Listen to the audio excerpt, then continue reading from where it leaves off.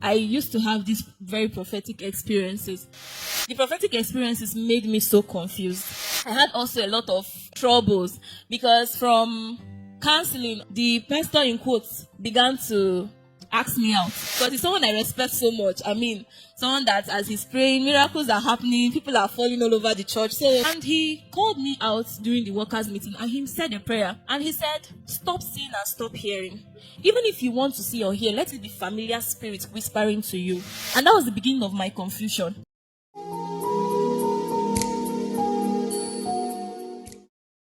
Before I came to God's Lighthouse, I had a church I was attending and I used to have these very prophetic experiences.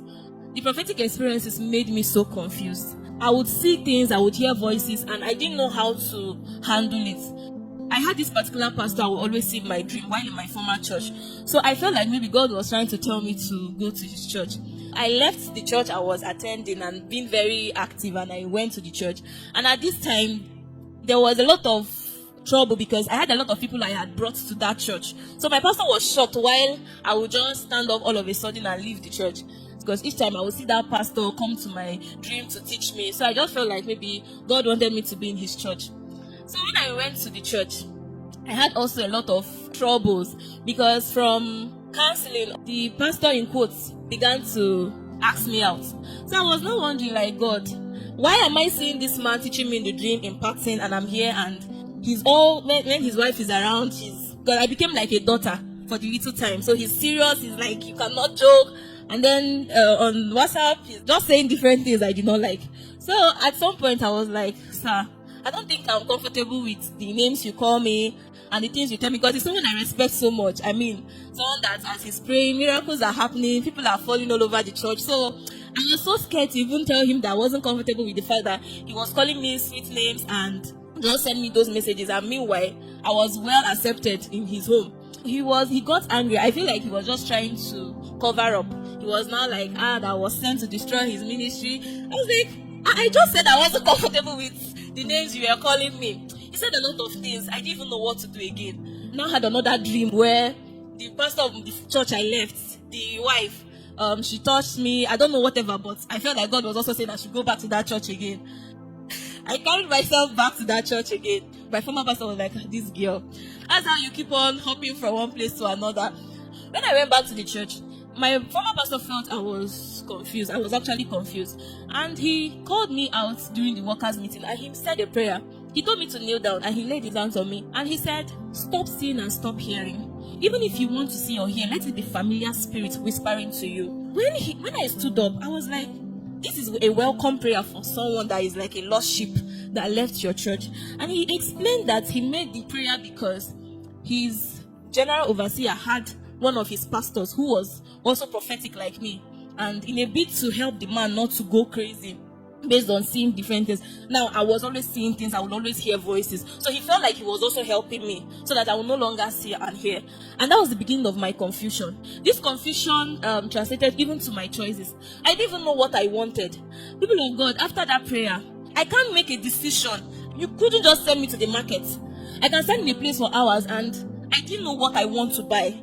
I would talk and talk and talk. Sometimes I may come back and I did not buy the thing. Now, all this happened in my year one first semester. There were times where I would be in my room, and at night, the familiar spirits actually came because they would be telling me things. Sometimes they would just be screaming, "You will die, you will die." They would laugh. It was a torment after that prayer he made for me. And I was just in this confusion. Things just began to turn upside down in my life. I couldn't read. I would always cry. I would always meet people to pray for me. If you knew me then and you were spiritual, I'm sorry. Because I would always come to you with one story of woe or the other. When I testified last Sunday that God has helped me no longer to be pathetic, it's actually a very big testimony. When I came to God's Lighthouse, now the day I came to God's Lighthouse, I came reluctant. I did not come. I was just like, let me just come and see what is even happening here. Now, I didn't know that praying for eyes to see and ears to hear was a thing. And at this time, I was struggling with all these voices, all this confusion, even the small visions I used to see. Everything was just mixed up. So Pastor prayed and he rebuked blindness. I reacted. After that prayer, when I came downstairs, it felt like a new day. It felt like I was able to see the world for the first time. Before I came to God's Lighthouse, I would be in my bed and I would be like, God, the small fire that I came to this Uyo with, If you know me, anywhere they say fire conference, I'm there. I was just hopping from one program to another. If you ask me what I was looking for, I don't know. I was just confused. You know, when you meet someone and then they just see that you're vulnerable. I just saw people wanting to take advantage of me. I even remember a certain time a woman coming to the hostel telling me that God told her to start a ministry and I'm supposed to be her pastor. I was just a confused person. And I used to tell my friends then that if you're looking for the meaning of the word confusion, don't go to the dictionary. Just look at me.